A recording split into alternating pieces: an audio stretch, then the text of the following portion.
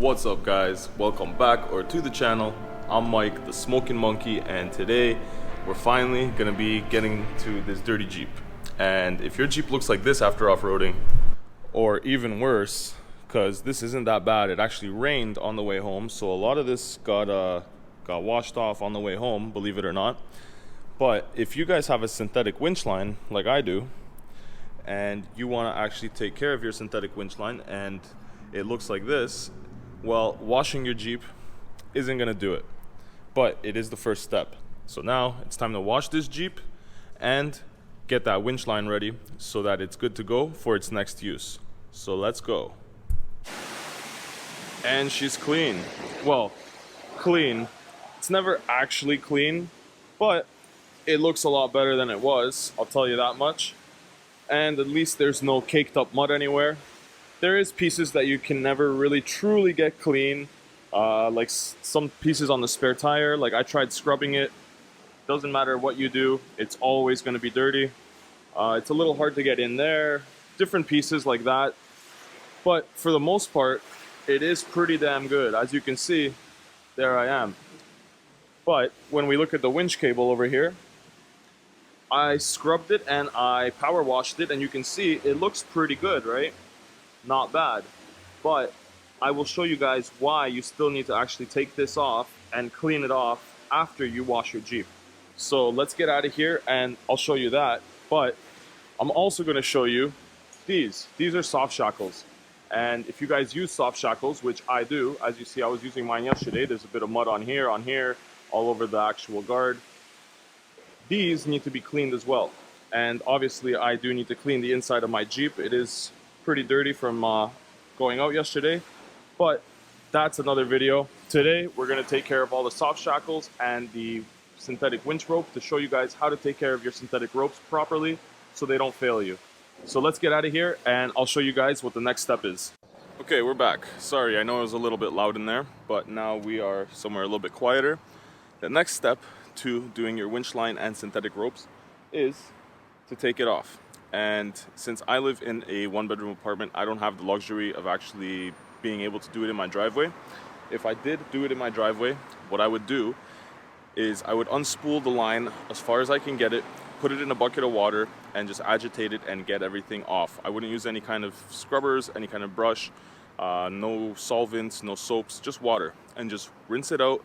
Make sure to actually spread it with your hand, move it. I'll show you what I'm talking about once I get mine off, and get all the dirt out. Once you get all the dirt out, then leave it out overnight or just on your patio or wherever, just to let it dry. If it's still attached to the winch, you can leave it on your hood. You can spool it up around the bumper loosely, but don't put it back on the drum because you want the line to dry out. The line isn't absorbent, it won't actually absorb water, but what happens is it holds a bit of water in between all the little fibers. So you just want that water to evaporate and be able to drain out. So you want to leave it overnight before you put it back on the drum, so you're not putting a wet line back on the drum, because that's not good for you, your winch, or the drum, because it's going to break when you go to use it because it's going to rot from the inside. So make sure to put it back dry. So like I said, next step, I'm going to take my line off. You can do it powered, you can do it like I'm going to do it just by pulling it off, but if it's a synthetic line, it's a lot easier to pull off by hand than it is a steel line. So I'm just going to pull mine off right now and then we'll go clean it up.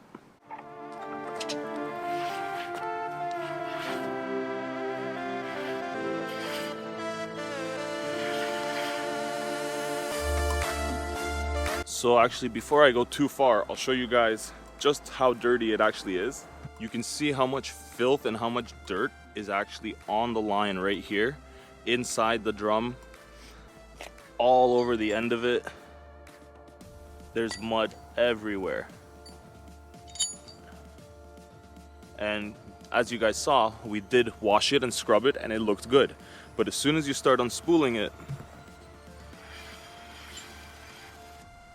you can see all of that dirt and all of that mud that's caked in there, and that's what's detrimental to your line, and that's what's going to cause a failure. So it's important, even if you don't use your line, if you go mudding or you go off-roading and you go through a dirty area, always unspool your line after and clean it. So let me get the rest of this off and we'll get to cleaning it.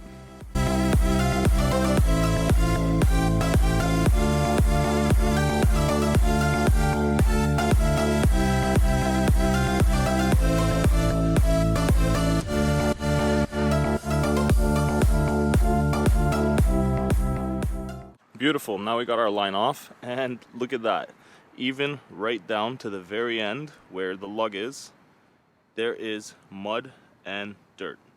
And you guys saw, if you watched my last couple videos, I did use the line to pull my buddy out with his Gladiator out of a ditch. We didn't get anywhere close to using even half the line, but you can see from going through all the different mud holes and puddles, the line is soaked and dirty. Like, it's still wet, but it's soaked and dirty all the way down to the lug. So even the last spool on the line is nasty. And that is because this stuff does not absorb water.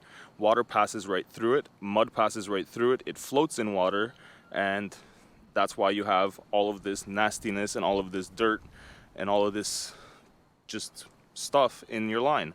And the best thing to do is to clean it out as soon as possible.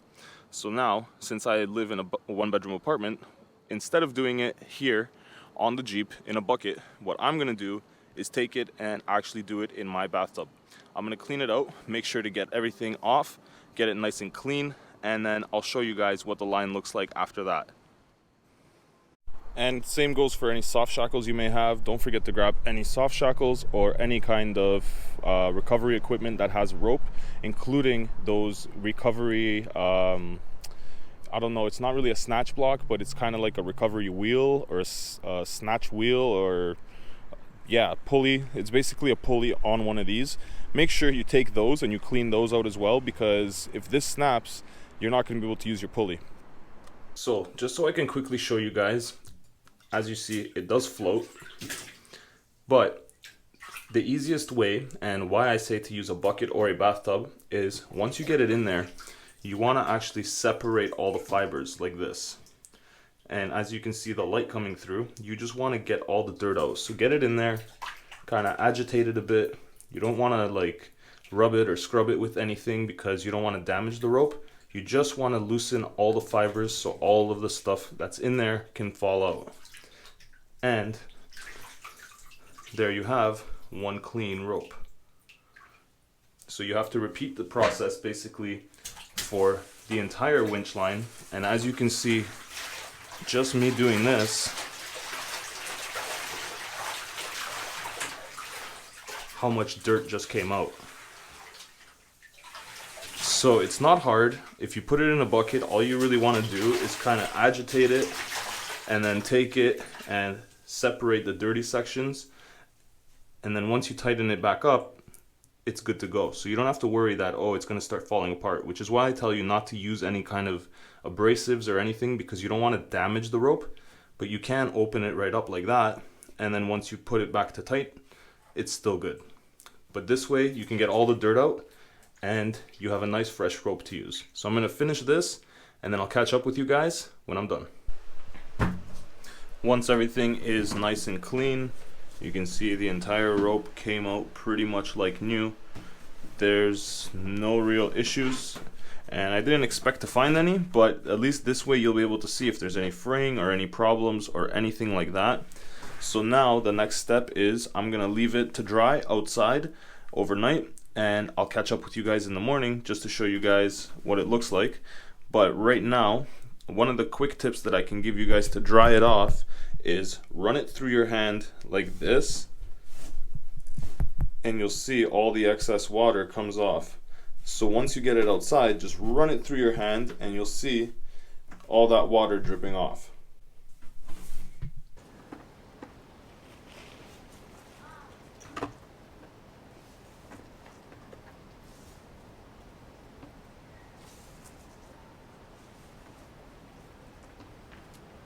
So it's the next day.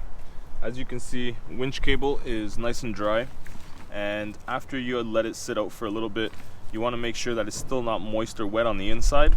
And once it is fully dry, go back, inspect your drum, make sure the drum has no nicks or scratches or anything that's gonna actually dig into your line or cut into your line. Mine looks a little bit cut up, but that's just the paint coming off from when I had a steel line, and it is actually pretty damn smooth, as you can hear.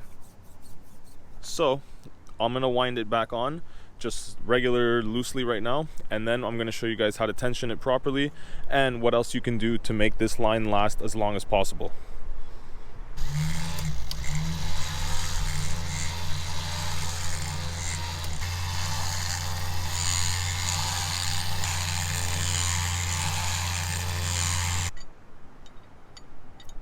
Now it's time to tension the winch. I've got the Jeep running. I've got my winch all the way spooled out. Same as when you're using it, you never want to go too far. You always want to leave at least half or like 6 or 7 spools on the drum. So that's what we've got there. And you can see the line is almost at tension. It's going to be at tension once I start winding it in. And the best way to do this, if you're doing it by yourself, the first way you can do it is set the e-brake and wind it in and watch it as the e-brake is there to hold tension on your vehicle. As you can see, mine is downhill, so it is going to sit a little bit more on tension even without someone in there. But luckily I have my girlfriend to help me out today. She's inside, she's holding it at tension, and she's going to hold the brakes. So she's basically just going to steer it and hold the brakes straight while I wind it in and make sure it winds in properly and evenly. And on this end, you can see I've got my synthetic shackle, I've got my tree saver, and basically I don't want to use this because it's big, it's heavy, and if anything is to fail, then this is a projectile, and you want to eliminate as much heavy pieces from your recovery rope as you can if you're using synthetic rope already. If you're using steel line, then you're already taking a chance with the line itself, but that's another story. So once you have everything hooked up, I even have an extra abrasion guard. So you can see there's an abrasion guard here. If the line was low enough to be on that curb, then this abrasion guard would hopefully stay in place and let the rope slide through. And the other issue is if you have a big rock or something and you're on an angle and the line is on it, as you can see it's sitting on the ground over there, I'm not going to be winching with it on the ground, but if this was a steeper angle, then you have like a winch blanket. This isn't a dampening blanket, this is more of an abrasion blanket, and you can see it's got a Velcro on each side, and all you would have to do is put this on, wrap it around your line, and the same idea, it's gonna stay on whatever the rock is. So say my hand is the rock, and the line will slide through it hopefully and not damage your line inside. So now let's get everything tensioned up and let's wind it in nice and evenly. One tip I'm going to give you for when you're winding it in and you want to get it in nice and even is guide it either with your leg by leaning on it or with your hand by pushing on it to get it spooled nice and evenly, and you don't have any kind of overlapping or inconsistencies or bulges on your drum. So now let's wind it in and let's see what it looks like when I'm done.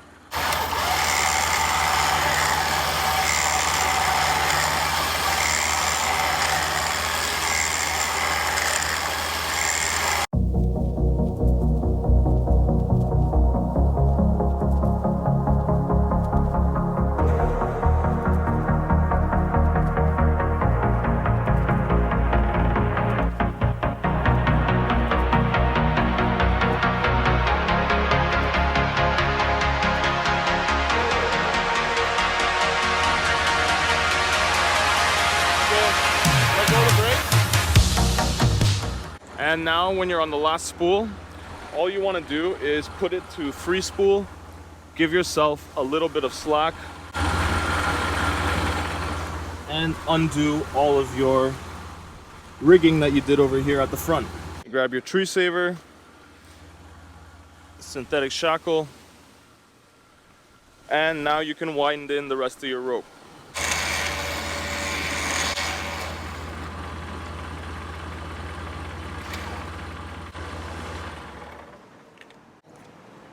And I know this seems kind of repetitive from my last video about actually winding your winch cable, but unfortunately this is what you have to do every single time you use it and it gets nasty and dirty. There is one thing that I haven't done that I need to add, and that you guys should probably add as well, is a winch cover. A winch cover is basically a big waterproof bag that goes over your winch, covers your spool and your electronics. The importance of that is, especially if you live somewhere like I do here in Canada where we have winter and they put salt on the roads, that salt will eat away at your line, as well as all the UV and just all the weather in general.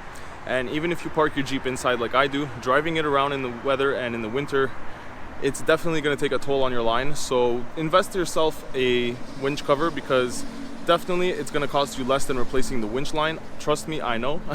I've replaced my winch line because I didn't take care of it. And if you guys want to see just how bad my winch line got, check out that last video where I just added this. I just put this on about a week ago, so it's not that far in, and I've already had to clean it. So as you guys can see, it does take a little bit of maintenance. Off-roading rigs are maintenance monsters, and if you guys don't already know that, then trust me, you'll find out sooner than later. Well guys, I think that's about going to cover it for winch line maintenance. If there's anything that I missed or anything you guys want to know, then definitely drop me a line in the comments. If you enjoyed the video, then leave me a like, and especially if you're new around here, jump down there, hit that subscribe button, because there's tons more videos coming your way, guys. And as much as this thing has already gone through, trust me, there's a lot more in store, and I've got a lot more mods and off-roading trips and a whole lot of everything. So if you guys enjoy Jeeps or you guys enjoy off-roading, then hopefully I'll see you guys in the next one. So until then guys, ride safe out there. Peace.